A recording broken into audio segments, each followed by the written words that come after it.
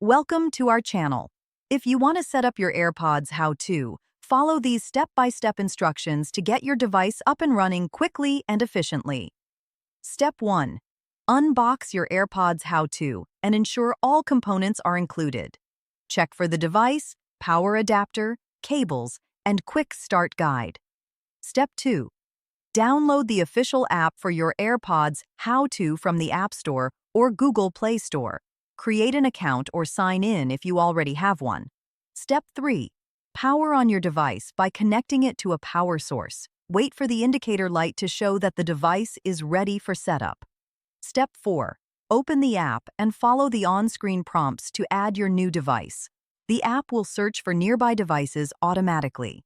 Step 5. Select your AirPods how-to from the list of available devices and follow the pairing instructions. You may need to press a button on the device to initiate pairing.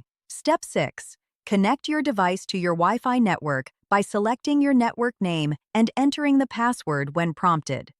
Step 7. Complete the setup by customizing your device settings according to your preferences.